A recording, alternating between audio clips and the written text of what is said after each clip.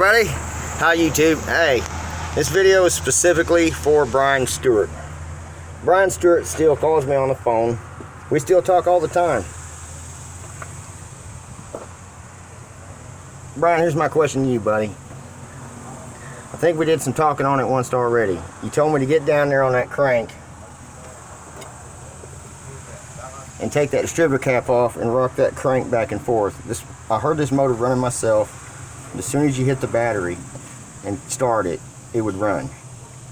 Now, there's so many people done messed with it with top dead center and everything, done had the distributor out and everything.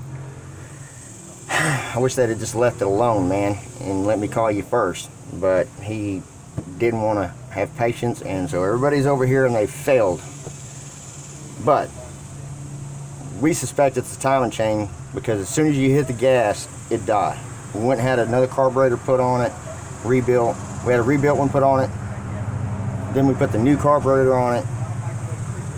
We put new plug wires on it, new distributor cap, and now they can't even get it to run at all. It won't even start.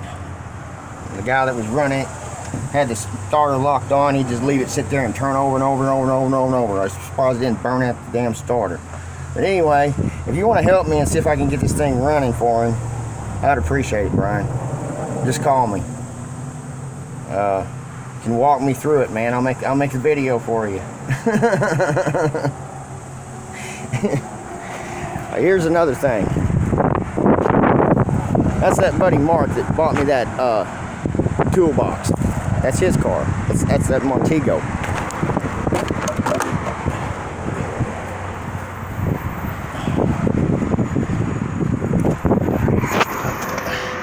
Well, I guess I don't gotta go over there and show you.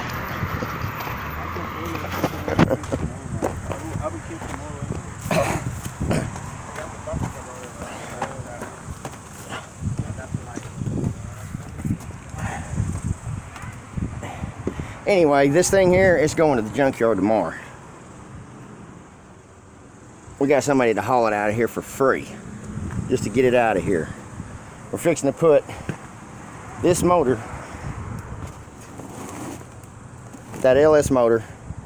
I finally hooked up Noe and Mark together, and Noe's fixing to put that motor in this car right here.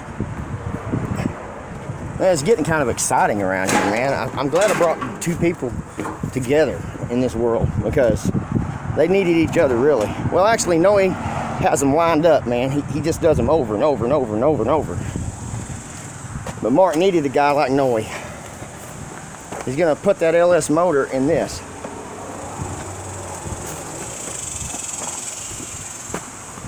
Noe's going to fix him up turnkey, whereas all he got to do is just reach in there and start it. After he's done, he's going to put this. He's going to change out the suspension. We're going to paint the firewall. The body shop's got to get to paint the firewall and get it ready. They're going to put new spindles on it instead of drum brakes. LS motor's going to be going in, and I think that LS motor is going to be rebuilt before it goes in here. I'm not for sure. That motor ran great. Anyway, back to the Montego, man. Brian, please help me, brother. I've did a lot of work like that on my own, you know, in the past, when it was my stuff, you know, and I would just go through the headache. And I went through the headache because that was the only ride I've ever had.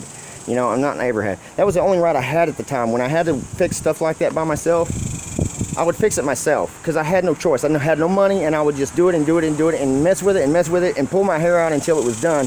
But unless I can go over there and be productive on it and diagnose it and get it down and get it ready for him and let it be running where he can hit the key and hear it run, he told me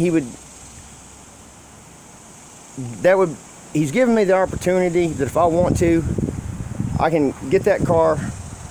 I'm not going to talk numbers, but you know, Mark guarantees me that if I get that car at the price that he's giving me, after I get it running just as it sits, it's got the new gas, he's got another gas tank for it already and everything, that I can sell it online and sell it quickly and make about 400 bucks. You know, Mark's trying to help me out and get me started on how to purchase a car and then flip it and get off of it. Don't get stuck on it, you know. He knows all the tricks, the ins and outs. So anyway, and look, man, we still got this one.